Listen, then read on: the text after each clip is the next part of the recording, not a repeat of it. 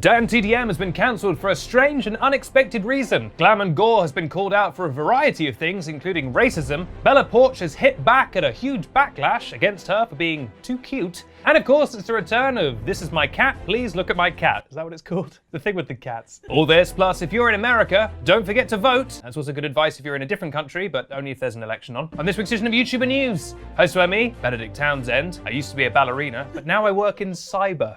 And brought to you by PopBuzz, the only website that enjoyed Emily in Paris but prefers the original manga. It's called Powerful Emily Swallows a City Whole, Eternally Forgiveness, and it's 18 books long.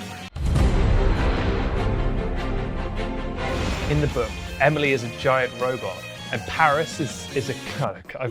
Our first story, Dan Middleton, also known as Dantdm or Dan the Diamond Minecart, has been cancelled for a rather strange reason. Now, if you don't know Dan, he's a wildly successful gaming YouTuber, mostly covering games, video games, and of course gaming. But most of all, the game Minecraft, hence the Diamond Minecart name. And he's also got quite a young audience. He's got kind of a young, impressionable audience who love his gentle Minecraft-based content. And so naturally, when he took to a stream recently and started swearing like a bloomin' sailor, things took a turn. Yes, Dan was playing the internet's favorite new game, Among Us, and he said things like, quote, "I'm a killer. I'm a terrible killer. What the hell is going on? What a dumbass, dude." Are these examples of swearing? He also stood up at one point and said, "Sake, what's going on?" Now look, this is a 28-year-old man playing a video game and swearing. It's not that crazy. Also, he is working in cyber, and we should thank him for that. But a subset of his audience was very scandalized by Dan swearing because it's something he really never does. To be fair, if someone never swears on camera and then you see them do it for the first time, it's probably like seeing your parents swear when you're a kid. It like blows your mind. One user tweeted in all caps, "I for real died. I have never heard Dantdm swear before. You do not understand how disappointed and betrayed I feel right now. I cannot believe you, Dan. I have never heard you swear in the 4 years I have been watching you and have been alive. Stop it. Don't try to be like other YouTubers. Please stop swearing." Another fan said, "Dan, you're an amazing person. I grew up watching your videos for years and still do. I'm 14 now. I started watching you when I was 8 or 9. And whether you swear or not, I do not care. Plus, it was a dark mode stream. Those streams are for older kids, and you're able to swear if you want." This is so sweet. We cover some dark stuff on this show usually. You know, YouTubers are usually doing horrible things. It's so touching to watch these kids be like, "Don't worry, I'm 14, I can handle the swears." "Son, what's this?" "Don't worry, Mum, it's a dark mode stream, and I am 14. "Righto, you little fuck." Dan addressed the situation on Twitter, tweeting, quote, "Swore on stream, cancel me." A tweet that got over 100,000 likes, prompting Dan to comment that, quote, "This tweet got more likes than when we announced we were having a baby.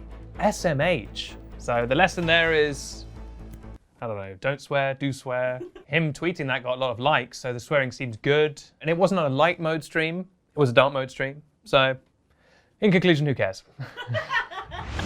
Our second story, Glam and Gore has been called out for a variety of things. Now, Glam and Gore, also known as Mickey, is a makeup YouTuber who does beauty looks, special effects looks, sometimes combines the two. And now someone called Swoop, who's also known as Spanky Valentine, a former friend of Mickey's, has called her out in an hour-long video with details about gaslighting, self-victimization, racism, and all kinds of stuff. It's a very long video. And the video has supposed receipts, texts from Glam and Gore, including things like Mickey saying that she feels like she was criticized too harshly for when she did culturally appropriative makeup.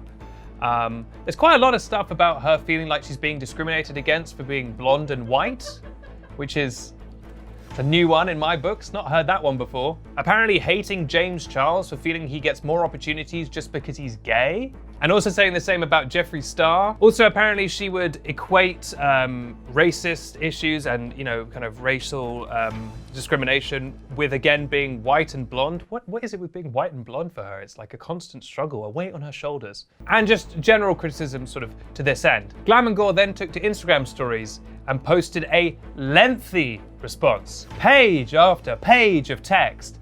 And basically, she's sorry. Like 2 words, "I'm sorry," but she just goes, it's just like, I was a different person. I need to grow. It's always about growing with these people. I'm a little magic bean in the ground and I will grow into a mighty beanstalk of tolerance. Jack, why did you sell the cow? I traded that cow for these beans of tolerance. I'm going to use them to grow into a great YouTuber, and on and on and on and on. And it's just so long, and basically she's sorry. So will this be resolved? Who knows?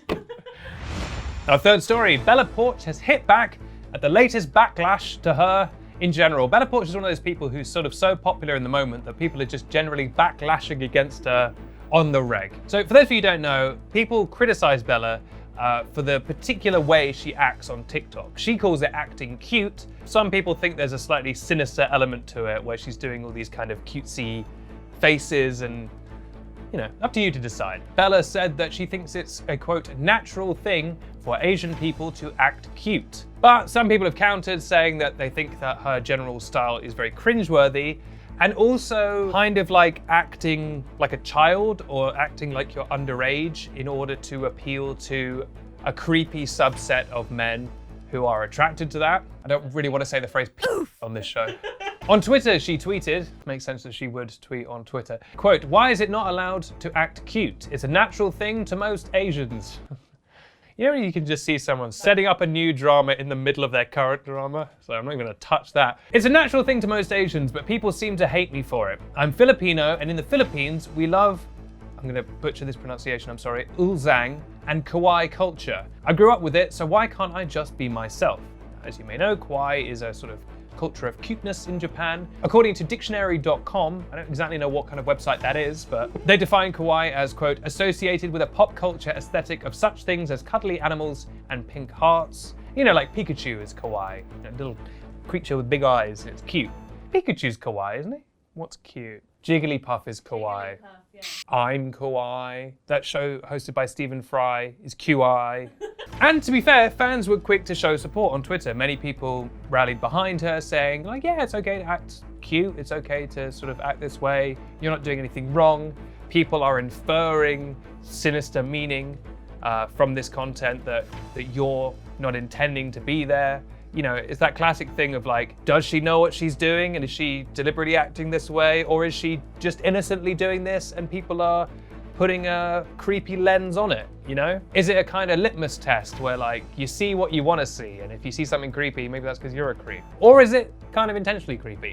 Let me know. You can tweet me at Benedict Town, or of course you can tweet the show at YouTuber News. Now it's time for our hugely popular segment. It's a segment we've done since the beginning of the show. We've never ever done any different segment. Certainly a segment that people complained about, so I got rid of it. And you might think, oh, but I like that segment. Well, take it up with the other people who complained all the time, because it's gone now, and we'll all have to get used to that. It's time for, here is, what is it called? Look at my cat, here's my cat.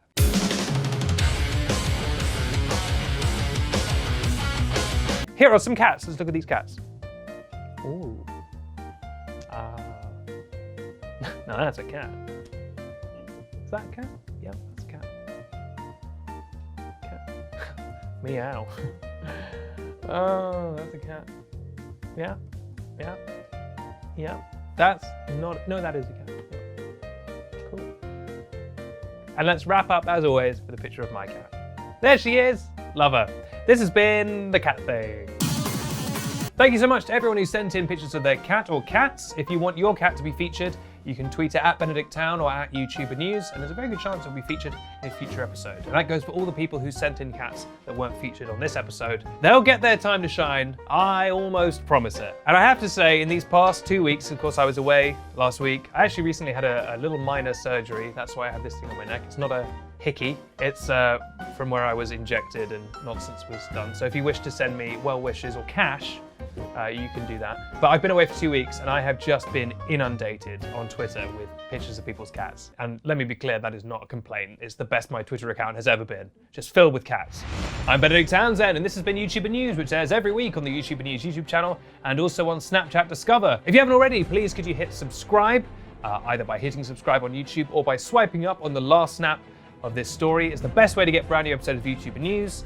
They come out at the weekend, and also we do YouTuber News Quick Bites, which often comes out on Tuesday. So if you want to be the first to get brand new episodes of YouTuber News, subscribing is the best way to do that. And if you're on YouTube, if you could hit like, that would just make my day as well. But until I see you again, look after yourselves, and have a flippin' great week.